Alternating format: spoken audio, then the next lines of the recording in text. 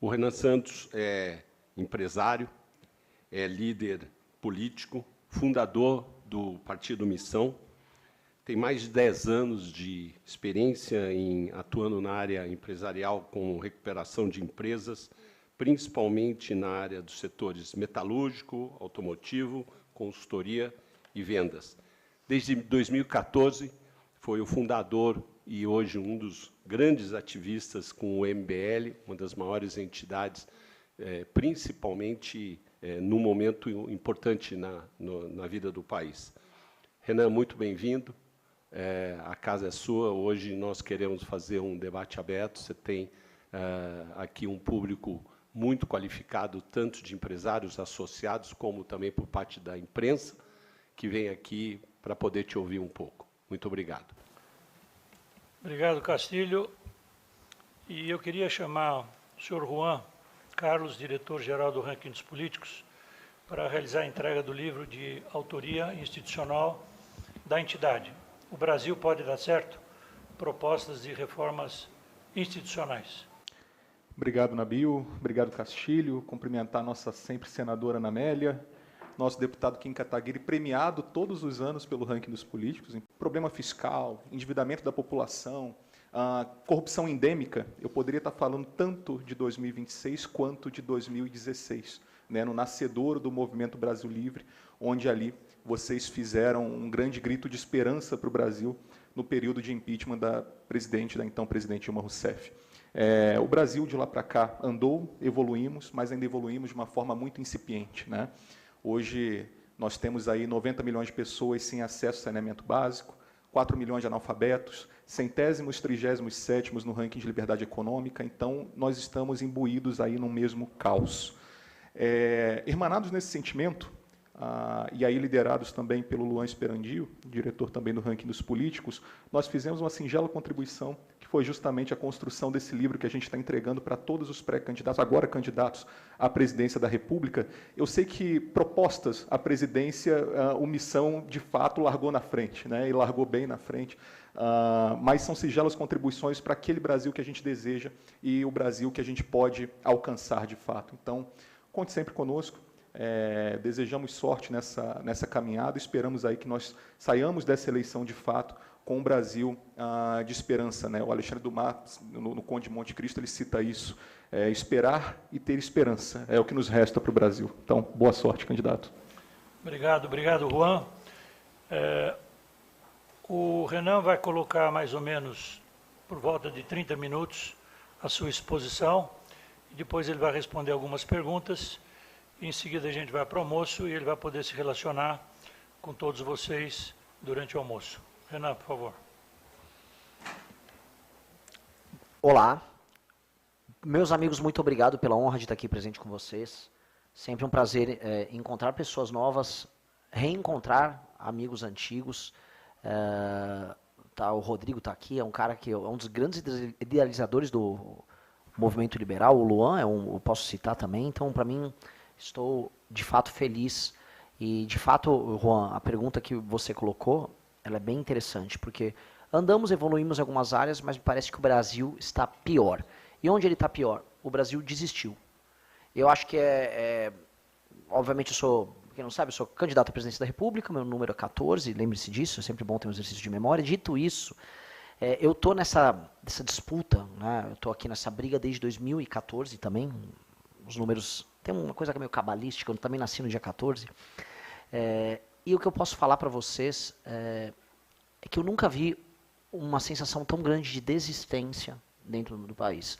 E, de fato, a nossa candidatura está destoando disso, porque é um momento em que o desenho político institucional para essas eleições foi construído de modo a fazer com que Lula vá para a reeleição, enfrente um candidato fraco como Flávio Bolsonaro, eivado de escândalo de corrupção, vença ele no segundo turno e tudo continue caminhando de lado, como um caranguejo, de lado, lentamente, com as empresas, como estava ali no contador, deixando de existir lentamente, com os benefícios sociais chegando, mas a gente não sabe mais como serão pagos, com uma determinada elite se afastando da realidade, e a gente vendo os melhores nomes brasileiros, especialmente no meio da juventude, indo embora do Brasil, indo estudar lá fora, há uma sensação de desistência. E eu nunca vi uma sensação tão grande. E ela se dá em todos os termos.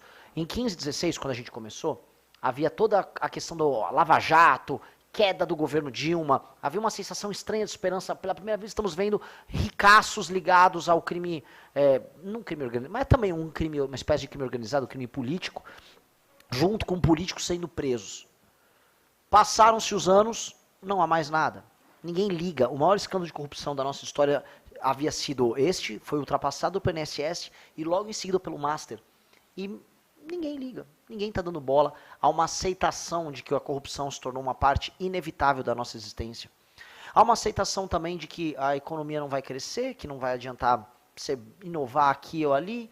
Há também uma sensação de que as cidades brasileiras são do jeito que elas são. Nós vivemos num país em que as cidades são majoritariamente muito feias. A gente acaba não ligando, porque nós vivemos nas cidades, nós não vivemos no governo federal. As cidades brasileiras são feias. Feias, a urbanização é feia, a infraestrutura é feia, boa parte das nossas metrópoles são favelizadas. Nós aceitamos que a nossa cultura de massas seja, junto talvez com a da Índia ou de Bangladesh, a pior do mundo. É uma cultura de massas de baixíssima qualidade. Que a nossa formação de capital humano seja muito precária. Que as pessoas que são referência para nós no Brasil, artistas, influenciadores, de toda sorte, são de baixa qualidade. Eu não estou nem falando da produção deles, eu estou falando da forma como eles influenciam o restante da população. Eu estou até proibido de ficar falando o nome de certos na campanha. Certos influenciadores, jogadores de futebol, vendedoras de maquiagem online, mas a real é a seguinte. Estou proibido. Não posso falar, porque eu vou perder votos, porque de fato são as piores militâncias que existem hoje. Sempre ouço a resposta, você nunca ganhou uma Champions, cale sua boca. Então, tá bom. Então, mas a qualidade, o exemplo que é dado, a cultura do tigrinho, a cultura do cassino online, tudo isso tomou a sociedade civil. Eu tive a oportunidade nessa jornada de construção da candidatura de rodar o Brasil nos seus lugares mais pobres. A gente fez questão de fazer, assim, onde há um lugar ruim no Brasil, nós iremos. Então fomos os lugares com os piores IDHs, a ausência total e completa de atividade econômica privada. Você vê um município, isso aconteceu em alguns interiores, especialmente vi no Pará, vi no Maranhão, uma cidade que 4 da tarde está todo mundo ou dentro de casa ou com uma cadeira de praia na porta da casa com o vento batendo, nada acontecendo. Você se desloca dessa cidade para a cidade mais próxima, às vezes você cruza meia hora, uma hora você não vê um caminhão passando, ou seja, não há produção de recurso, não há mercadoria circulando, não há nada. Isso foi aceito. As pessoas aceitaram. Essa aceitação silenciosa, leniente, é tudo aquilo que a gente precisa combater. Eu estou falando assim, não resignado, mas aceitando que grande parte daquilo que a gente chama de classe política no Brasil se baseia na negação da reação. O Brasil, ao aceitar o estado de coisas e tratar isso como um dado da realidade, o Brasil aceitou um modo de governo, um sistema econômico, um sistema de relações sociais que vai nos colocar para sempre como um fracasso no concerto geral das nações. E o nosso papel do mundo será um papel menor, será um papel subsidiário, será um papel pouco influente. E isso mexe no bril, isso mexe muito no bril. O Brasil, e ainda existem algumas pessoas que se colocam como nacionalistas, porque tem, né, vou citar aqui o bolsonarismo que se apropria das nossas cores. Ele ama um Brasil que sequer existe. Qual é o Brasil que eles estão amando? O Brasil hoje, o concerto político, social e econômico que nós vivemos, não é digno do nosso amor. Hoje o que resta da gente é imaginar o que nós podemos tirar de melhor dele e construir um futuro novo. O que traz, para alguns, uma resignação, mas para outros, uma ambição colossal. E é aí que eu vejo a nossa candidatura como essa reação. Estranhamente, a única candidatura, eu estou apresentando dados assim, a única candidatura que realmente está engajada em redes sociais e que está engajada na sociedade civil é a minha. Não falo isso como mérito, eu não sou uma pessoa carismática, não sou uma pessoa simpática, sou uma pessoa meio afeita a brigas, às vezes eu passo do ponto nas minhas declarações, sou uma pessoa pontuda, não sou uma pessoa fácil de lidar. Isso é um fato dado. Nunca achei que eu seria carismático, pessoas tentam tirar foto comigo no shopping, eu falo, por que você está fazendo isso? Não faz muito sentido, e não é nem porque eu sou mal-humorado, é porque eu sou o Renan, cara, que você está querendo tirar foto comigo. A real é, para uma pessoa tão difícil estar criando uma mobilização dessas, é que algo que nós estamos fazendo está muito, mas muito certo. E algo se reflete no discurso e no slogan da nossa campanha, que é, o futuro é glorioso. E ao invés de ficarmos, e eu do Movimento Brasil Livre, do qual fiz parte, Não digo que a gente incorreu no erro, mas a gente ficou preso num curto-circuito, que era de ser crítico a tudo e a todos o tempo todo. Atacava o bolsonarismo, atacava a esquerda, e aí a gente ficava naquele ciclo de mau humor, do ciclo da não proposição. Quando a gente criou o partido político, e eis a importância de ter criado o partido, nós passamos a ter que necessariamente propor uma porta de saída e um horizonte. E isso passou a ressoar, e essa é a beleza dessa história, com os mais jovens, porque os mais jovens já não estavam mais de saco, já estavam de saco cheio da dicotomia. Para os mais jovens, ser Lula ou Bolsonaro não significa nada, é um conjunto vazio. Para uma pessoa que tem 20 anos de idade hoje, essa pessoa viveu o governo Bolsonaro e viveu o governo Lula, e ela achou tudo muito ruim. A experiência de viver neste Brasil para ela não faz sentido. E hoje, com as redes sociais, com as pessoas conversando, comunicando, com a vida nos Estados Unidos, a vida na China, chegando no celular dela diariamente, a pessoa pensa, a vida não é para ser assim. E cada vez menos é para ser assim. Então, dentre as gerações mais novas, veio algo que é muito estranho, que é um surto de otimismo, ambição e esperança. Que é o motor da nossa candidatura. Que é o que vem fazendo, por exemplo, estranhamente, ontem eu fui no SBT News ser entrevistado, eu falo estranhamente, eu volto a colocar, quem sabe, eu nunca fui uma pessoa popular no nosso grupo político. Estranhamente eu dei um pico de audiência, foi recorde de audiência, fui recorde no ano de audiência da Globo News na minha sabatina. Fui no SBT, no canal do SBT, depois que fez a transmissão, não digo que foi recorde, mas a audiência aumentou quando eu fui dar minha entrevista. Quando eu tenho participações em podcasts, entrevistas, as audiências vêm subindo e sempre com o slogan das pessoas, o futuro é glorioso. Não é eu odeio o Lula, eu não sou o PT. Porque se você se afirma na negação, nada você é. Nós não podemos nos afirmar na negação. E aqui vai um pequeno parênteses com uma parabenização ao trabalho de vocês. Porque quando você cria ideias e você difunde ideias e você cria plataforma, você se afirma na afirmação. Quem se afirma na negação é um fracasso. E aí a gente tem que entender que o bloco político, que em grande medida a gente faz parte, que se autodenominava antipetismo, essa é a real, dos tucanos até agora, ele já errou porque é um erro de nascença. Você se definir como negação ao PT, você está afirmando o PT.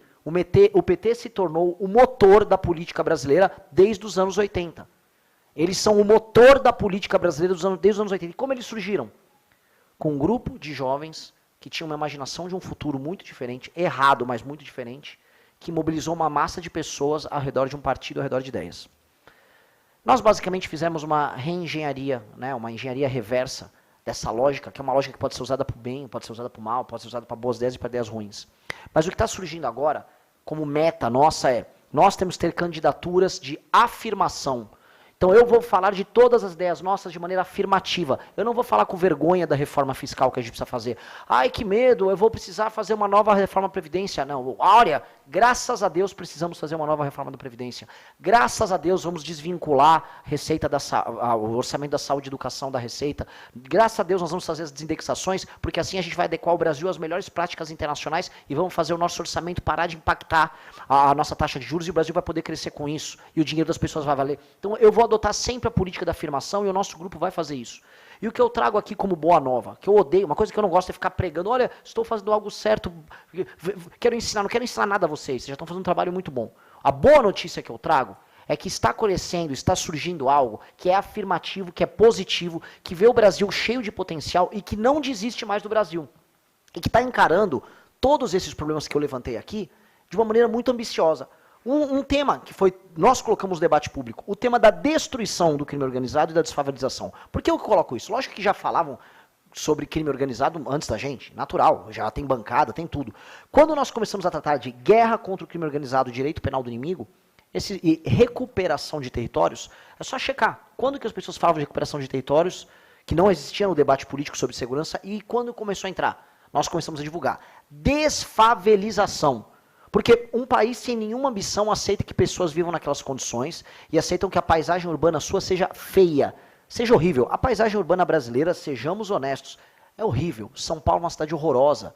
O Rio de Janeiro, a despeito das belezas naturais, é uma cidade muito feia. As nossas capitais são todas muito, muito feias. Cidade favelizada não é legal, não é bacana. A gente ousou falar, e se a gente resolver o problema da favelização?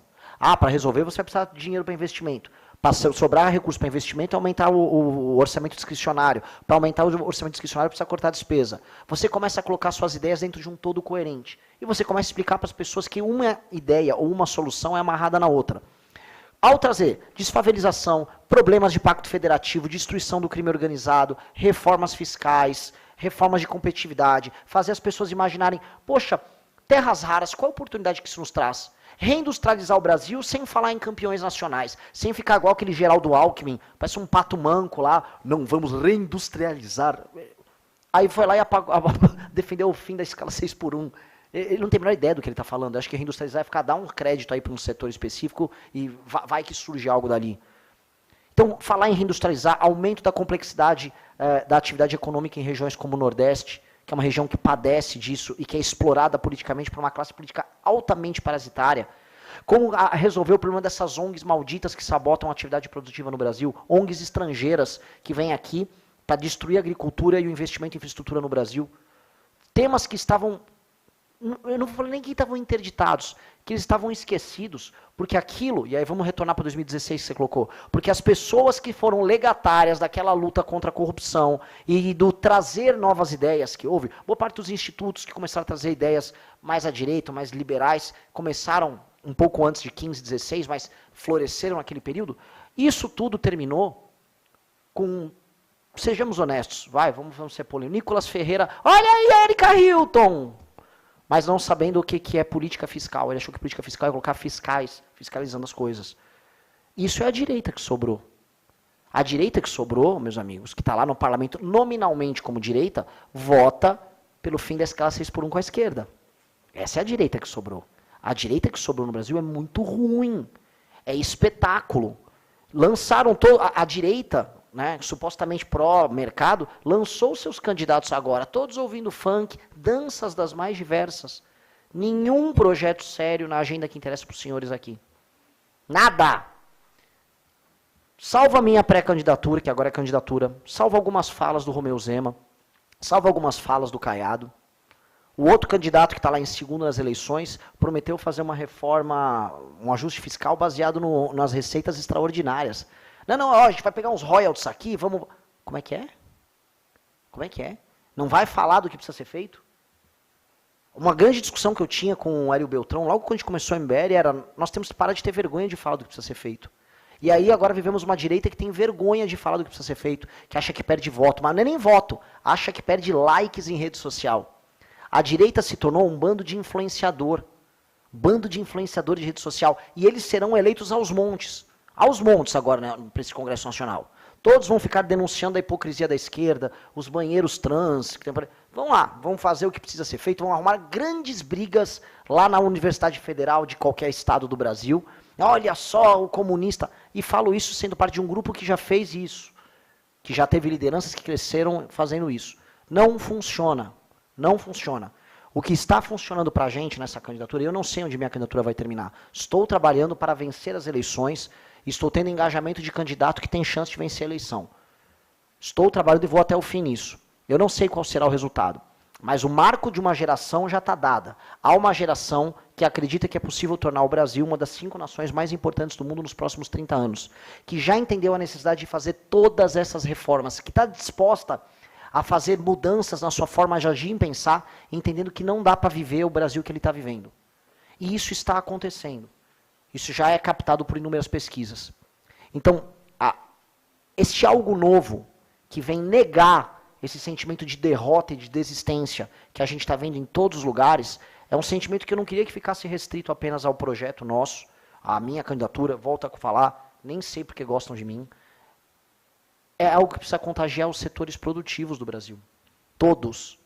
Porque a gente não pode mais entrar em batalha para perder. Eu acho uma vergonha o voto dos parlamentares que eram supostamente, não só pró-mercado ou antipetistas, na votação do fim da escala 6x1. Vamos falar da Frente Parlamentar da Agricultura. Disseram sempre, nunca perdemos uma votação. Votaram todos, salvo um ou outro, a favor de um projeto do governo que sabota o próprio setor. Aí eu viajei pelo Brasil, conversa com o agricultor, conversa com a gente do comércio, todo mundo morrendo de medo do que pode acontecer. Nós não podemos ser isso. E os setores não podem ser assim. Visitei alguns setores, eu visitei um pessoal do varejo em algumas reuniões, e a preocupação maior era a taxação ali dos produtos chineses que vinham. Eu falei, tudo bem, entendo. Uma política setorial todo mundo tem. E acho que a gente tem que sentar para conversar sobre todos. Dito isso, quando estava o setor de vocês nas outras discussões importantes? Nas discussões que são amplas, que são transsetoriais. A gente não se une nos grandes temas. Se a gente se une pelas reformas, uma reforma fiscal que diminui o impacto da dívida no orçamento, diminui a relação dívida-PIB, que faz com que aumente o espaço do orçamento discricionário, que o Estado possa investir mais, isso tem efeitos sobre juros, tem efeitos sobre dívida, tem efeitos sobre crescimento econômico. Isso são reformas que interessam a todos. Por que nós não estamos unidos em reformas como essa? Uma nova reforma trabalhista que vai precisar ser feita. Por que nós não estamos unidos falando desse tema? Por que as candidaturas presidenciais não estão falando desse tema? Por que está todo mundo quieto sobre isso? Por que a eleição está sendo sobre o Lula dizendo que ele não é um Bolsonaro e o Flávio Bolsonaro dizendo que ele não é um Lula?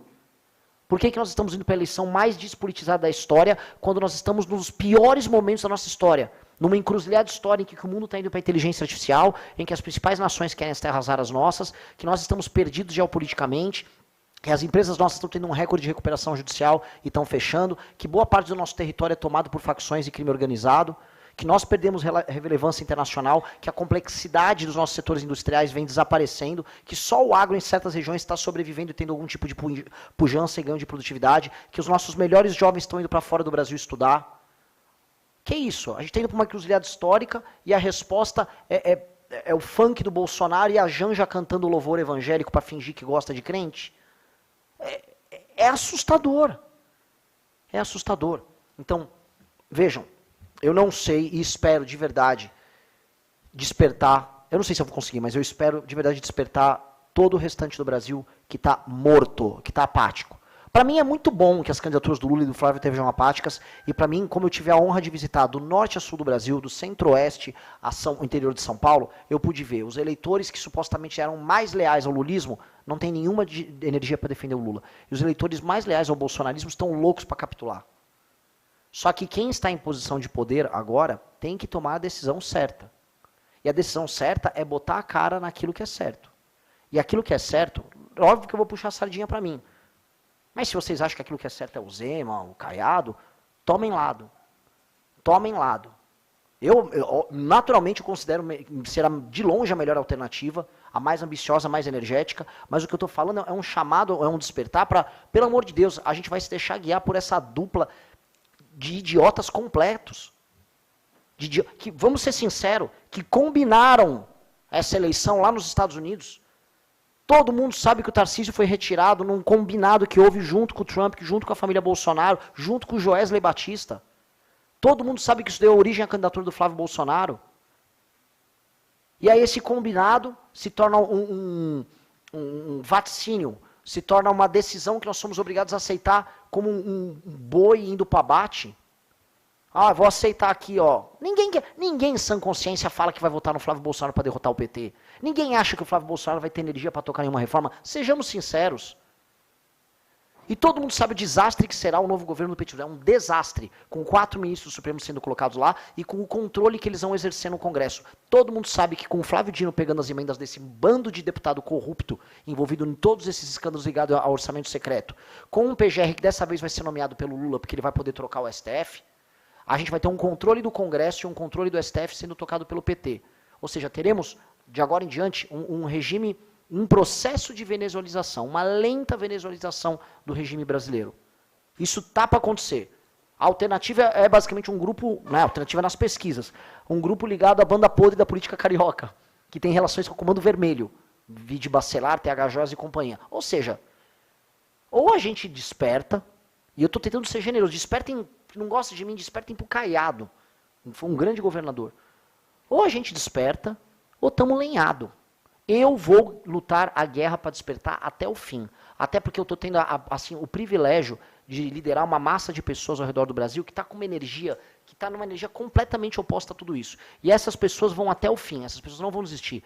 Eles são provavelmente os filhos de muitos dos senhores e senhoras que estão aqui, que estão te pentelhando para assistir vídeos meus, já devem ter feito isso em algum momento, tá? Eles são essa massa de pessoa que se negou a aceitar o atual estado de coisas e que está produzindo agora uma nova imaginação. Que é isso que eu queria terminar, não quero ficar falando muito, nem sei quanto tempo eu falei. Tá ótimo. É uma nova imaginação. A imaginação de um Brasil potência, de um Brasil que tem infraestrutura, de um Brasil que pode ter grandes marcas internacionais, que é produtor de cultura e soft power, que é um intermediário entre Ocidente e Sul global, que é o que o Brasil precisa ser, e não um sujeito submisso a Estados Unidos ou China, ou seja, um Brasil potência. E esse é o desafio que eu coloco para os senhores. Ou o Brasil se torna potência, ou o Brasil se torna escravo. Uma nação com o nosso tamanho territorial, uma nação com os nossos recursos energéticos, recursos minerais, ela não tem outra opção. Não tem. Ou a gente é dividido pelas grandes nações do mundo, ou a gente é submetido por elas, ou necessariamente a gente se torna potência. Não existe caminho do meio. Então veja que incrível ambição. Quando a gente olha as grandes nações que se depararam com esse desafio, né, aqueles pequenos povoados de gregos, que a gente chamava de a civilização helênica que havia ali, eles tinham a Pérsia, logo ao lado como uma sombra, pronto para conquistá-los. Só restou para os gregos conquistar a Pérsia. Não havia outra opção. Só restava para eles conquistar a Pérsia. E através do Alexandre, que foi o maior dos homens políticos da história humana, os gregos conquistaram lá. Por quê? Porque a única coisa que restava para eles era vencer, não era nem se defender, era vencer. Então nós como nação, ou nós somos grandes, ou nós temos grandeza, ou nós seremos escravos. Não existe meio termo e agradeço por me receberem aqui.